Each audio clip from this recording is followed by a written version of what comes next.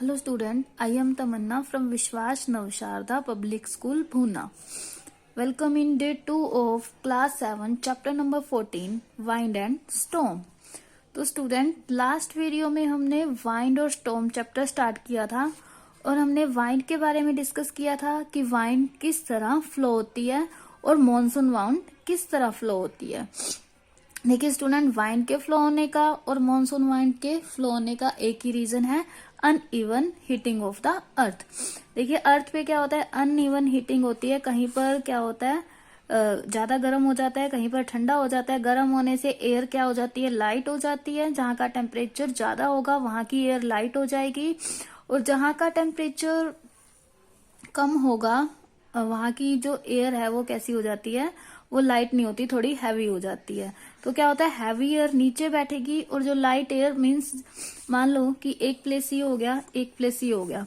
यहाँ का टेम्परेचर क्या है, ज्यादा है, और यहाँ का टेम्परेचर क्या है, कम है। तो यहाँ का टेम्परेचर ज्यादा है तो एयर लाइट हो गई, तो एयर फ्लो के ऊपर जाती रहेगी, और इस एरिया से जो कोल्ड एयर है, हैवी है, वो ऊपर तो जाएगी नहीं, वो यहाँ आती रहेगी। ठीक है, तो इस तरह से जो वाइंड है वो फ्लो करती है, monsoon wind. This is the reason for monsoon wind. Reason क्या है, अनइवन हीटिंग ऑफ अर्थ, और फ्लोइंग ऑफ वाइंड भी रीजन यही है, अनइवन हीटिंग ऑफ अर्थ। तो स्टूडेंट आज हम स्टार्ट करेंगे नेक्स्ट टॉपिक, एयर प्रेशर। ये air pressure, the expansion of warm air and contraction of cold air are closely connected to physical quantity. Means जो expansion है वार्म एयर का या फिर कॉन्ट्रैक्शन है, ठीक है, कोल्ड एयर का, वो किससे कनेक्टेड है, एक फिजिकल क्वांटिटी से कनेक्टेड है, जिसे हम क्या बोलते हैं, air pressure. The air in the atmosphere exert A tremendous pressure pressing everything in the atmosphere. Means जो एयर है एटमोस्फियर में वो एक्सर्ट करती है एक ट्रिमेंडियस प्रेशर, ठीक है, वो एटमोस्फियर की हर चीज को क्या करती है, प्रेस करती है। एक्टिविटी देखिए, to show that the air around us exert pressure, material needed, a thin metal can, a stand, stove, Bunsen burner, a sink, a pair of tongs, some dough means आटा बोलते हैं, गुना हुआ आटा, and some water, ये सब हमें चाहिए। तो नोट क्या है, to be perform under adult supervision. हमें मतलब किसी एडल्ट की, किसी बड़े की सुपरविजन में ये एक्टिविटी परफॉर्म करनी है। मेथड देखिए, fill 1/3 of the tin can with water. Means ये जो टिन कैन है इसे हम 1/3 जो है पानी का भर लेंगे, फिर हम इसे स्टैंड पे रख देंगे अबव अ स्टोव और Bunsen burner till the water boil, जब तक वाटर बॉयल होगा। Make sure a lot of steam escapes.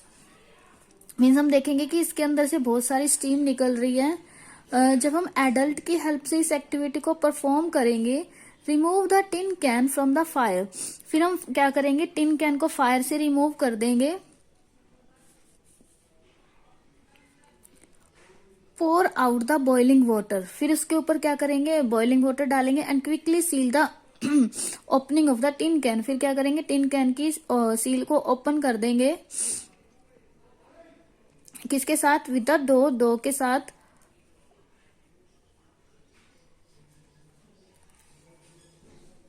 Pour some cold water, फिर हम क्या करेंगे, उसके ऊपर कोल्ड वाटर को डालेंगे। देखिए जैसे ही हम कोल्ड वाटर को डालेंगे ना, आप ये एक्टिविटी ऑब्जर्व कर सकते हो, जैसे ही हम इसके ऊपर कोल्ड वाटर को डालेंगे, ये इसकी शेप चेंज हो जाएगी, मीन्स ये अंदर से मुड़ जाएगा। तो इसका रीजन क्या है, क्या था इसके अंदर, एयर था ना, एयर प्रेशर, एयर ने क्या लगाया, प्रेशर लगाया, जिससे क्या हो गया, ये शेप इसकी कैन की चेंज हो गई। तो हम पढ़ लेते हैं observation. You will see that tin can literally crumples up when water is poured on the can. मतलब जब कोल्ड वाटर इसके ऊपर पोर करेंगे तो ये क्या हो जाएगा, क्रम्पल्स मीन्स ये मुड़ जाएगा। कंक्लूजन क्या है, in an ordinary situation the air present inside the tin can would push it's wall. Means ordinary situation में क्या होगा, जो एयर प्रेजेंट है टिन कैन के अंदर, वो इसकी वॉल्स को पुश करेगी outward, while the air outside the can, लेकिन जो एयर कैन के आउटसाइड है वो क्या करेगी, पुशेज द वॉल इनवर्ड, वो क्या करेगी, वॉल को इनवर्ड पुश करेगी। The two forces cancel each other, जो दोनों फोर्सेज हैं वो एक दूसरे को कैंसिल कर देंगे। And the tin can remains in fact, और जो टिन कैन है वो इनफेक्ट रहेगा, इंटैक्ट रहेगा। बट व्हेन वाटर बॉयल्स, लेकिन जब वाटर बॉयल होगा तो स्टीम फॉर्म होगी उसके अंदर, ठीक है, pushes almost all the air out of the can, जिसकी वजह से जो सारी एयर है वो बाहर चली जाएगी। Ceiling the tin can further create a near vacuum, means जैसे ही हमने सील कर दिया आटा लगा के कैन को, तो उसमें क्या हो गया, एयर बाहर चलेगी बॉयल होके, और सील लगाने से मीन्स उसके अंदर एयर जा नहीं पा रही, तो मीन्स वहां पे वैक्यूम क्रिएट हो गया। Thus there is almost no air inside, means उसके अंदर कोई भी एयर नहीं है। तो एयर नहीं है तो हमने क्या किया, पानी डालते ही वो क्या हो गया, टिन कैन क्रश हो गया। क्यों? क्योंकि उसके अंदर एयर प्रेजेंट नहीं है। अगर एयर प्रेजेंट होती उसके अंदर तो एयर क्या कर रही थी, उसके ऊपर प्रेशर लगा रही थी, तो एयर प्रेशर लगा रही थी, तो एयर प्रेशर की वजह से जो टिन कैन था अपनी प्रॉपर शेप में था। बट जैसे ही उसके अंदर की सारी एयर रिमूव हो गई, तो एयर के रिमूव होने से जो एयर प्रेशर है वो तो रहा नहीं, और शेप जो है कैन की वो चेंज हो गई। अब हम देखते हैं एयर प्रेशर के बारे में। हमने पढ़ लिया एयर प्रेशर क्या होता है, कि एयर प्रेशर लगा रही है हर चीज पे, तो टेम्परेचर किस तरह से अफेक्ट करता है एयर को। Air pressure depend on the temperature of a place, जो एयर प्रेशर है वो किसी भी प्लेस के टेम्परेचर पे डिपेंड करेगा। A place at a lower temperature usually has a higher pressure than a place at higher temperature. तो student ये तो आपको पता ही है कि जो लोअर जो एयर प्रेशर है नीचे क्या होगा, लो होगा। अभी हमने पीछे पढ़ा था कि जो मीन्स ज्यादा टेम्परेचर वाली ज्यादा गर्म एयर होती है वो ऊपर फ्लो हो जाती है, क्योंकि उसमें जो मॉलिक्यूल हैं वो स्प्रेड हो जाते हैं, वो ऊपर चली जाती है। लेकिन जो नीचे एयर रहती है वो कैसी होती है, ठंडी होती है। तो इसकी वजह से नीचे वाला टेम्परेचर क्या होगा, लो होगा, और हायर टेम्परेचर कहाँ होगा, ऊपर होगा। Air moves from an area of higher pressure to, अभी हमने पढ़ा कि हायर प्रेशर से कहाँ जाएगी, यहां जाएगी, क्योंकि यहाँ वाली एयर ऊपर जाती रहेगी और यहाँ वाली यहाँ आती रहेगी। यहाँ का टेम्परेचर कम है, यहाँ का ज्यादा है, तो यहाँ कम टेम्परेचर वाली जो एयर थी वो ऊपर चली गई, ऊपर मूव हो गई, और जो हाई टेम्परेचर वाली एयर है, सॉरी लो टेम्परेचर वाली एयर है, वो कहाँ आ जाएगी, यहाँ आ जाएगी। मूविंग एयर एंड लिफ्ट, देखिए when air blow in a horizontal direction, जब एयर जो है हॉरिजॉन्टल डायरेक्शन में ब्लो करेगी, the pressure is lower in place where it move faster than at place where it move slower. देखिए जब air blow करेगी horizontal direction में तो जो प्रेशर है वो लो होएगा, ठीक है, उस प्लेस पे जहां पे एयर क्या करेगी, फास्टर मूव करेगी, then at place where it move slower, means वहां पे क्या करेगी, स्लो मूव करेगी। ओवरऑल हम क्या बोल सकते हैं, जहां पे प्रेशर लो होगा वहां पे एयर जो है फास्ट मूव करेगी, जहां पे प्रेशर हाई होगा वहां पर क्या करेगी, स्लो मूव करेगी। This effect provide a lift, मतलब इसी इफेक्ट पे क्या है, लिफ्ट प्रोवाइड की जाती है। लेट अस सी,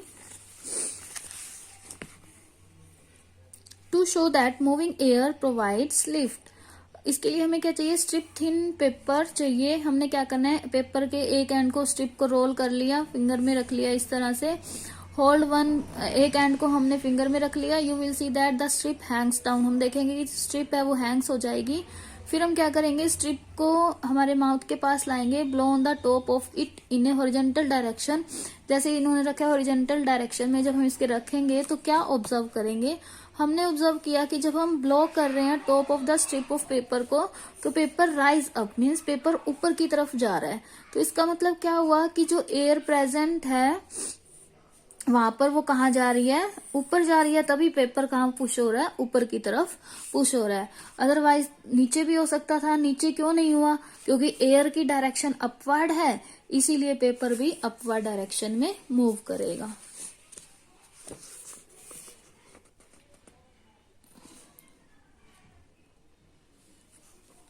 देखिए इन अबव एक्टिविटी, ऊपर वाली एक्टिविटी में देखा कि जो पेपर स्ट्रिप थी वो ऊपर जा रही है, तो इसका मतलब एयर जो है वो ऊपर की तरफ जा रही है ग्रेटर स्पीड से, ठीक है, ये क्या करेगी, इसकी वजह से लोअर प्रेशर वाला रीजन प्रोड्यूस हो जाएगा।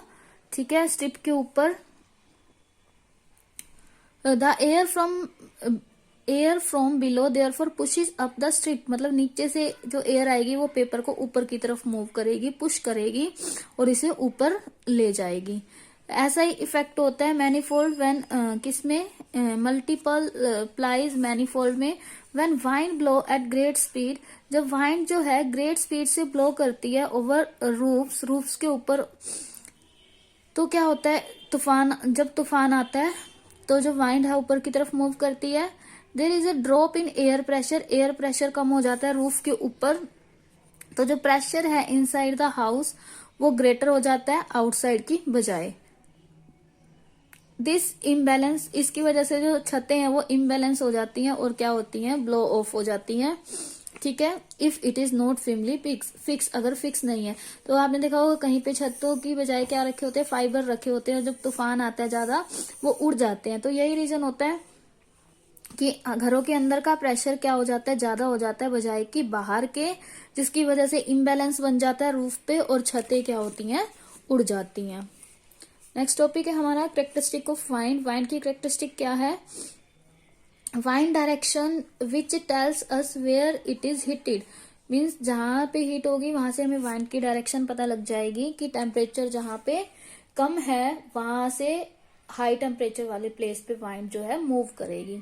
Wind speed which tell us whether the wind is gentle और if it is furious, means wind की स्पीड से हमें पता लग जाएगा कि ये जेंटल है या फिर फ्यूरियस है। Next topic wind when. Wind when क्या होता है, वाइंड की डायरेक्शन को मेजर करने के लिए या फाइंड करने के लिए जो इंस्ट्रूमेंट है उसे हम क्या बोलते हैं, वाइंड वेन। नेक्स्ट देखिए activity, to construct a simple wind vane, हमें सिंपल वाइंड वेन बनाना है। क्या चाहिए हमें, स्मॉल बॉटल चाहिए, प्लास्टिक स्ट्रॉ चाहिए और क्या चाहिए, स्टिफ चाहिए, कार्डबोर्ड चाहिए, scissor, adhesive tape, a big pot filled with sand, magnetic compass and marker pen. Method क्या है, cut out the shape of an arrow, हमने क्या है एक एरो की शेप में पेपर को कट कर लेना है। With a pointed tip and a broad tail, मतलब टिप क्या होनी चाहिए, पॉइंटेड मतलब पॉइंट सी होनी चाहिए पतली, और टेल क्या होनी चाहिए, ब्रॉड होनी चाहिए। कार्डबोर्ड से हमने इसे कट कर लिया।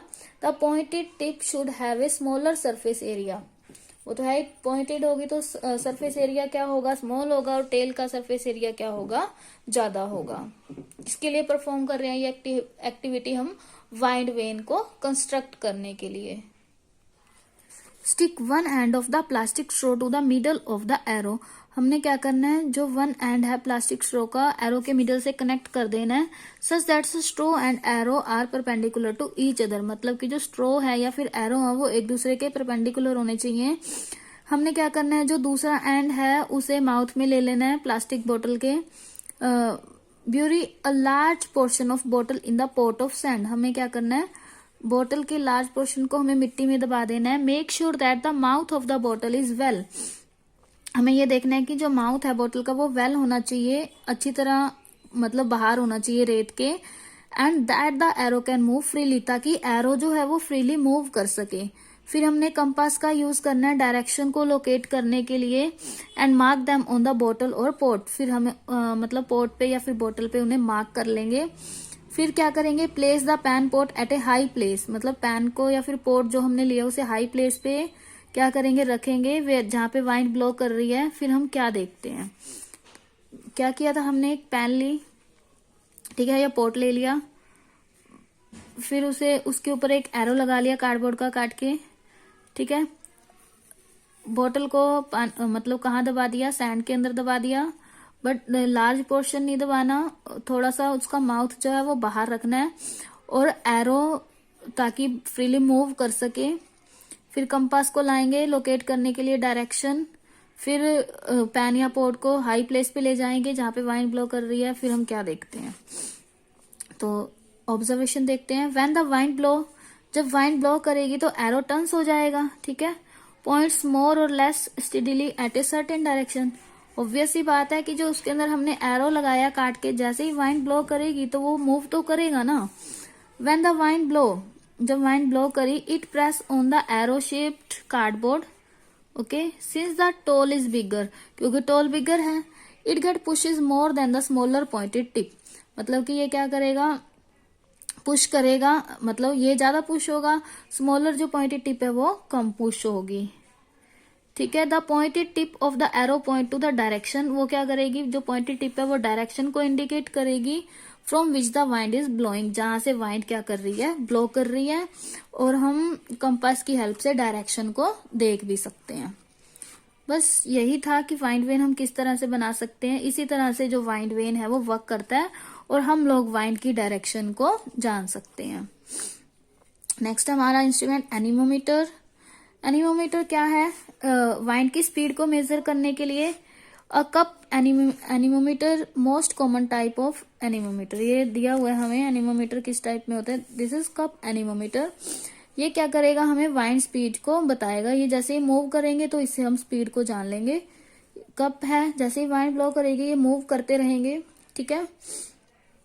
They will rotate faster rotate करेंगे अगर वाइंड ज्यादा स्पीड से चलेगी, अगर वाइंड स्लो चलेगी तो ये स्लोली रोटेट करेंगे। तो इस तरह से हम इसकी स्पीड को देख के वाइंड की स्पीड का पता लगा सकते हैं। Did you know meteorology, the branch of science that deal with the condition and phenomena happening in the atmosphere, is known as meteorology. मौसम के बारे में जानकारी जो हमें देते हैं साइंस, उस साइंस को हम मेट्रोलॉजी बोलते हैं। साइंटिस्ट हु स्टडी मेट्रोलॉजी, जिन्होंने मेट्रोलॉजी के बारे में मीन्स मौसम के बारे में स्टडी किया, उन्हें हम मेट्रोलॉजिस्ट बोलते हैं। मेट्रोलॉजिस्ट ने क्या स्टडी किया, एटमॉस्फेयर की कंडीशन के बारे में और वेदर कंडीशन को हम किस तरह से प्रेडिक्ट कर सकते हैं, ठीक है। तो स्टूडेंट ये था हमारा आज का टॉपिक, एयर प्रेशर किस तरह से लगाती है और वाइंड वेन मीन्स वाइंड की डायरेक्शन का हम किस तरह से पता लगा सकते हैं और वाइंड की स्पीड का हम किस तरह से पता लगा सकते हैं। तो नेक्स्ट टॉपिक हमारा है स्टॉर्म, जो हम नेक्स्ट वीडियो में डिस्कस करेंगे। Thank you, bye bye, happy learning.